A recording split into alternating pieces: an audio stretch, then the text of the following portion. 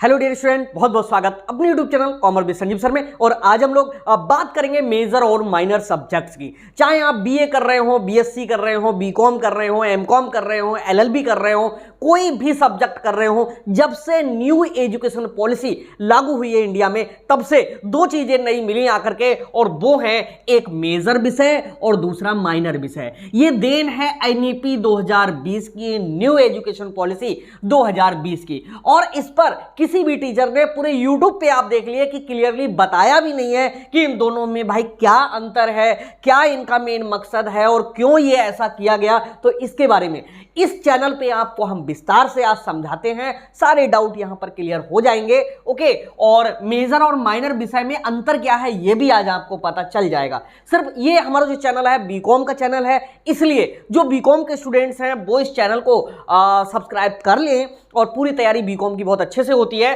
और मैं आपको बताऊं कि मेजर विषय और माइनर विषय में जो मेन डिफरेंस है वो ये है कि ये हमारे मुख्य विषय हैं, एक प्रकार से वो विषय जो हम प्राचीन समय से ही जैसे बीकॉम कर रहे थे तो फाइनेंशियल अकाउंटिंग का पेपर देना है, बिजनेस कम्युनिकेशन का देना है, बिजनेस ऑर्गेनाइजेशन का देना है, बिजनेस स्टैटिस्टिक्स का देना है। यानी जो मेन हमारे सब्जेक्ट हैं जिन पे हमारा पूरा फोकस है, जिनसे हमको अपना कैरियर बनाना है, उन विषयों को हम कहते हैं कौन से, मुख्य विषय।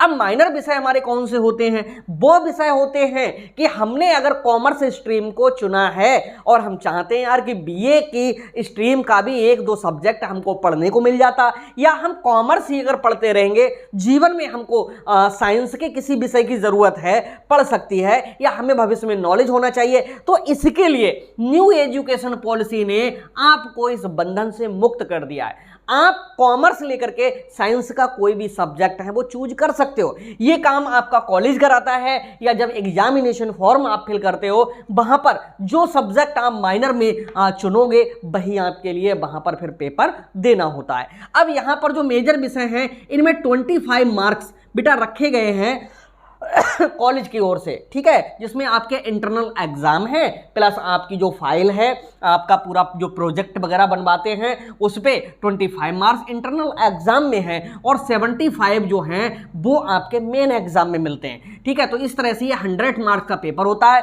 जो माइनर विषय है वो भी यार 100 मार्क्स का ही है, लेकिन फर्क बस इतना होता है कि ये डिस्क्रिप्टिव टाइप के, यानी लॉन्ग क्वेश्चन, शॉर्ट क्वेश्चन, इस तरह से ये पेपर पूरा जैसे अपना पूरा पेपर सेट होता था पहले से, अब भी ऐसे ही सेट हो रहा है। लेकिन इनमें मोस्टली नहीं, 99% MCQ बेस्ड पे परीक्षा इसलिए करा ली जाती है क्योंकि इन पर बच्चा केवल नॉलेज के लिए, इन केवल एक बेस क्लियर करने के लिए, या हम कह सकते हैं कि सैद्धांतिक नॉलेज के लिए इन सब्जेक्टों को पढ़ना होता है।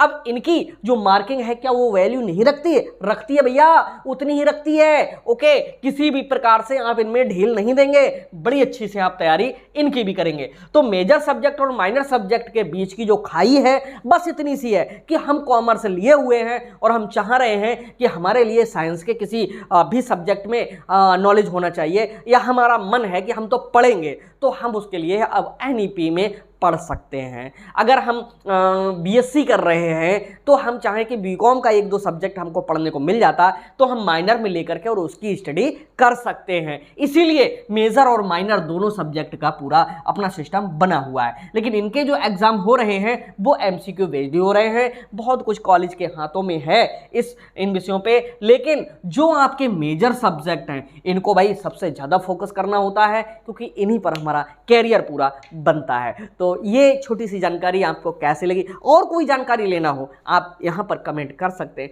हम जरूर आपके लिए बताएंगे। तो मिलते हैं नेक्स्ट क्लास में, तब तक के लिए बाय बाय।